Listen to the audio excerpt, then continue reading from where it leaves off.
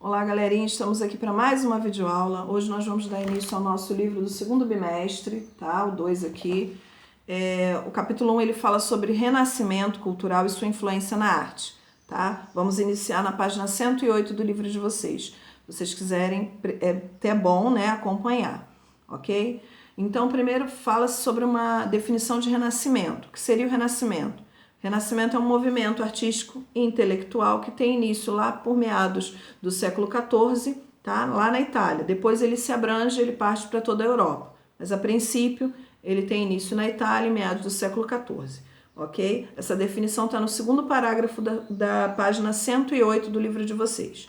Seguindo, fala também, tem um subtítulo, falando do desenvolvimento das cidades italianas. Então ele passa ele fala um pouquinho sobre o desenvolvimento dessas cidades, tá? O contexto histórico dessas cidades no momento e como isso vem interferir diretamente, né, na arte, ok? Então vamos lá. Essas cidades são as cidades de Florença e de Veneza, tá?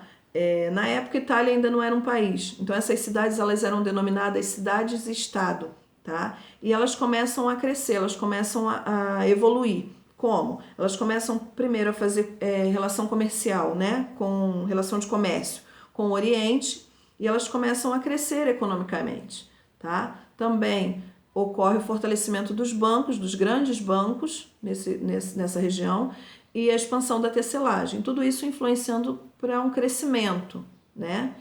E com esse crescimento, a Itália ela começa a se urbanizar, ela começa a se tornar visível, né? Se urbaniza como o resto da Europa e ela começa a chamar, ela não, né? Na realidade, os comerciantes que começam a prosperar, começam a enriquecer, se tornar poderosos, né?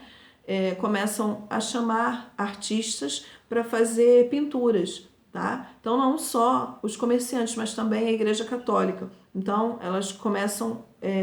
eles começam a chamar artistas para fazer determinadas pinturas, tá?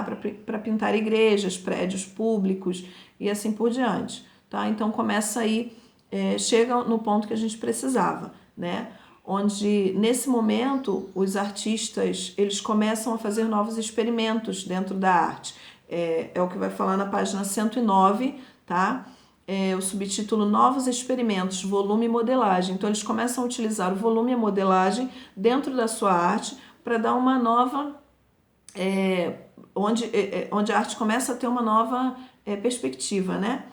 Então, aqui nessa página 109, logo abaixo do subtítulo Novos Experimentos, Volume e Modelagem, a gente vai fazer a leitura aqui, eu vou estar falando um pouquinho sobre isso.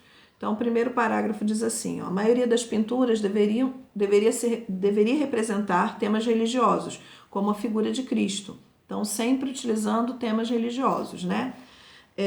Os artistas italianos considerados mestres passaram a praticar alguns experimentos, olha o que eu estava falando aí, ó, que mais tarde alterariam profundamente as matrizes estéticas da arte europeia. Então, que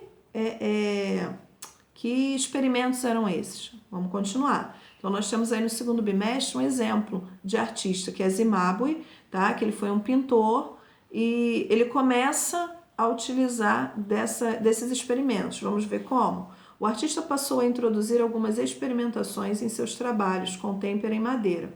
Procurou dar certa ideia de volume, de um espaço mais real nas obras de representação figurativa. Então, ele tinha um desenho, que é uma representação figurativa, né, uma obra, tá, uma pintura, e ele começa a adaptar nessa obra, a colocar nessa obra volume, que dá aquela sensação de que tem profundidade, né? Tudo isso. Eles começam, aí é o pontapé inicial, utilizando o volume, ok? E aí não para por aí não, continua, porque aí vem o discípulo dele, de Cimabue, vem Giotto, e ele também começa a utilizar desses avanços, desses experimentos. Avançou nesses experimentos e representou a cena de madeira mais horizontalizada, com sugestão de profundidade e corpos mais humanos com volume. Então, ele começa a dar volume aos corpos que ele desenha, ele começa a colocar a profundidade, que era o que eu estava falando, né? Dar profundidade nos desenhos. E na página 109 você pode observar esses modelos, tá? Tanto de Cimabue como de Giotto. os dois utilizando essas técnicas, vê que de outro ainda vai mais, ó, a profundidade aqui, ó, tá vendo? Nesse arco, dá essa sensação de profundo, né? Então, eles começam a utilizar essas técnicas, esses experimentos. Então, isso é muito importante dentro da arte, ok? Então, eu vou parar por aqui, tá? Vai continuar o vídeo, não é o último, não. Não acabei o conteúdo, não. Vou continuar, vai ter parte 2, tá bom? Já volto. Beijinho.